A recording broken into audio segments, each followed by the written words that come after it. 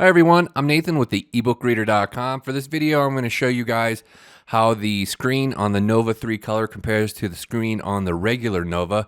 So this is specifically the Nova 2, but the Nova 3 has the exact same screen. In fact, all the Novas prior to the Nova color have the same 300 ppi e-ink screen. So let's talk about the front light first, because this is the only hardware difference between these devices other than the the color screen. So the regular Nova has the front light with adjustable color temperature. So you got the orange color, you can adjust it to however you like. You can blend it with the cool color. Whereas the Nova color, all the color e-readers, in fact, only have the cool light.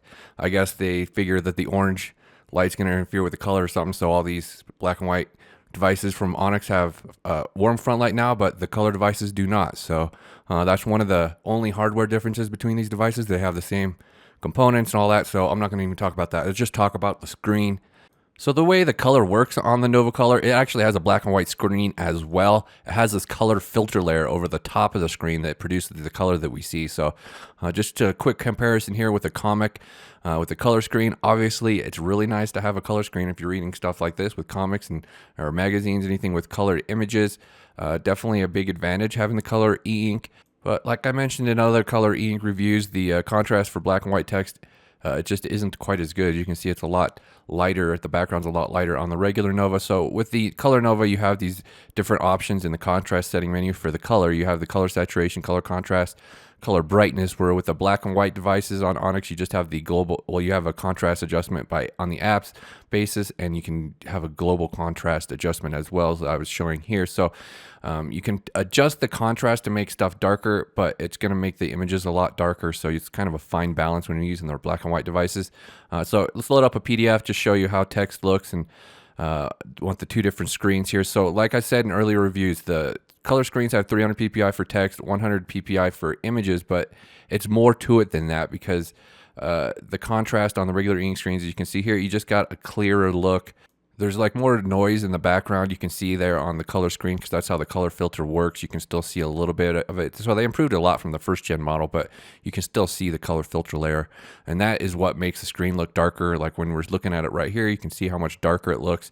I'll show you without the front light here shortly. So what I'm showing right here is they got the contrast adjustment in book, so you can make the text appear darker. And it works differently on these two because the software is slightly different. But you can adjust the darkness of just the text or the images. But ultimately, that isn't going to help the color e-ink screen make it look any better, really. It just makes the text a little bit thicker.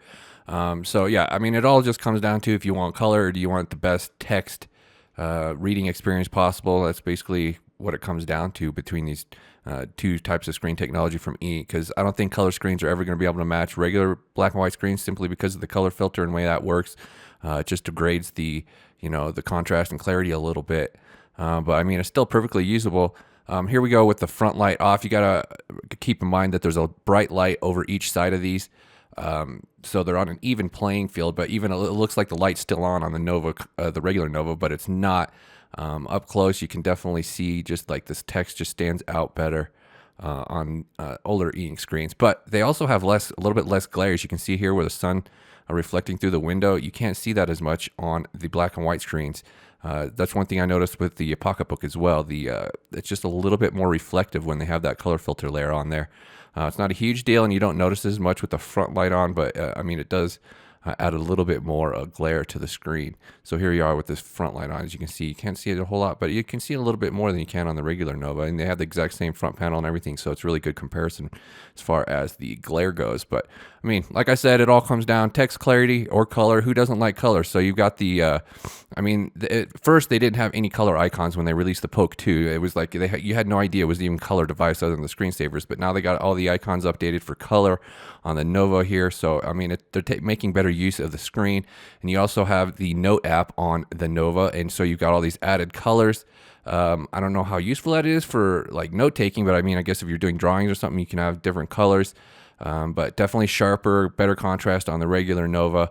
It has some different colors as well, but they're not going to show up in the Note app when you're writing on the screen, obviously. But when you export it to a different device, you can see those colors that you've added. So again, some added functionality with the color screen on the Nova 3 with the color notes and being able to see your comics in full color like this. I mean, it's a huge improvement, but you just have to be willing to accept the downgrade when it comes to text clarity and just like overall screen clarity. You get a little bit more, there's sort of background noise with that color filter in the like white areas. You can kind of see just a little bit dirtiness there. And there's got more of an issue with ghosting because of the color screen. You can see the ghosting a lot more. So obviously there's a huge price difference. The Nova 3 color is like $80 more than the regular Nova just to apply that color filter layer. So I think that's kind of ridiculous personally, but it pretty much comes down to what kind of content you're going to read. Color content, comics, magazines work great on the color screen, but if you just want to read regular text ebooks, you're much better off getting a regular ebook reader without a color ink screen. So I'm going to wrap up this video.